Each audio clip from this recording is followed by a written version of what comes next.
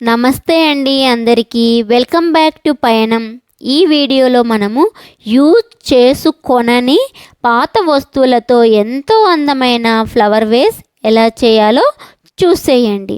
నేనైతే free time ఉన్నప్పుడు ఇలా ఏదో ఒక వస్తువు చేసుకుని దాన్ని చూసుకుంటూ మురిసిపోతూ ఉంటానన్నమాట. ఇలా మీలో ఎంతమందికి ఇలా ఇష్టమో లైక్ చేయండి ప్లీజ్. దానివల్ల మనకు మానసిక ప్రశాంతత వస్తుంది, స్ట్రెస్ అనేది తగ్గుతుంది. సో దీనికైతే నేను ముందుగా 2 పాత క్యాలెండర్ రోల్స్ ఉంటే అవి తీసుకున్నాను. తర్వాత ఈ మిర్రర్స్ వచ్చేసేయండి నేను ఆన్లైన్లో తీసుకున్నాను అనమాట.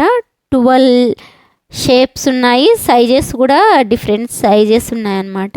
ఈ పెద్ద మిర్రర్స్ వచ్చి నా దగ్గర ఇంట్లోనే ఉన్నాయి. ఒక్కొక్క సైజ్ వచ్చేసి 100 పీసెస్ ఇచ్చారండి. తర్వాత గమ్ కూడా ఇచ్చారు. ఇప్పుడు రోల్ని నాకు కావాల్సిన సైజు వరకు మార్క్ చేసుకొని కట్ చేసుకున్నాను. తర్వాత మన ఇంట్లో ఉండేటువంటి పాత 2 సీడీలు కూడా తీసుకున్నాను. తర్వాత కొంచెం క్లే కూడా తీసుకున్నాను, దాన్ని రోల్ లాగా చేసుకున్నాను. ఇప్పుడు రోల్కి ఒక సైడ్ ఏం చేయాలంటే గమ్ పెట్టేసి మనం చేసుకున్నటువంటి క్లే రోల్ని స్టిక్ చేసుకోవాలి. ఇలా స్టిక్ చేసుకున్న తర్వాత మనము ఈ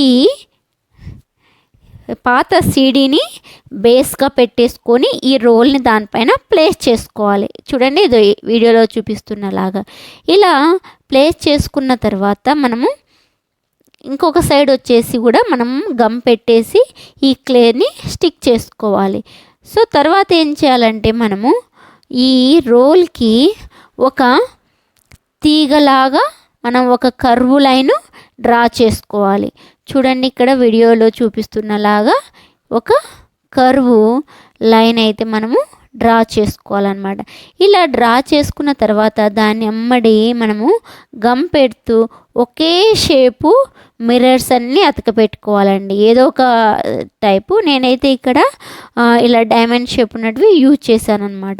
తర్వాత మధ్యలో అక్కడక్కడ మనం ఏం చేయాలంటే ఒక పెద్ద మిర్రర్ పెట్టి దాని చుట్టూ చిన్న స్మాల్ రౌండ్ మిర్రర్స్ పెట్టాను. అంటే మనము కొన్ని ఫ్లవర్స్ లాగా షేప్ వచ్చేలాగా మిర్రర్స్ని అతక పెట్టుకోవాలి.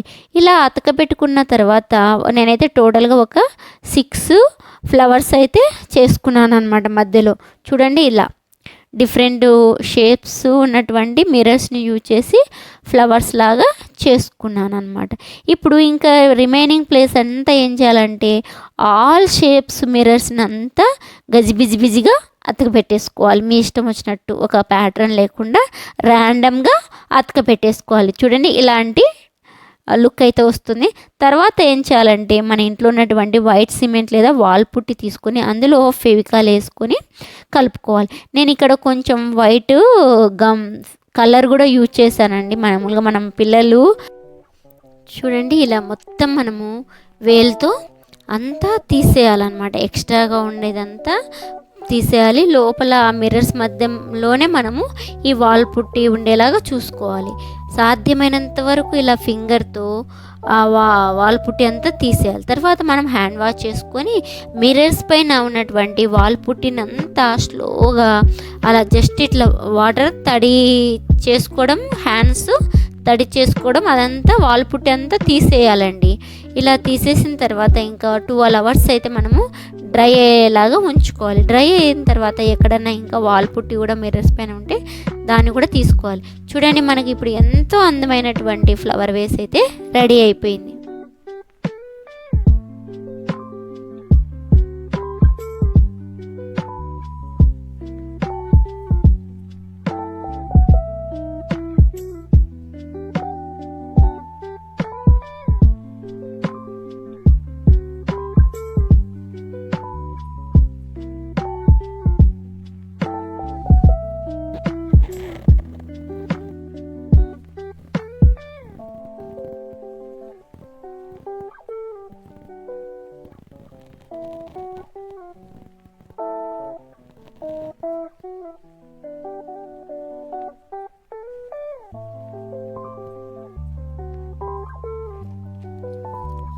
ఈ వీడియో కూడా మీకు నచ్చినట్లయితే please like, share and subscribe.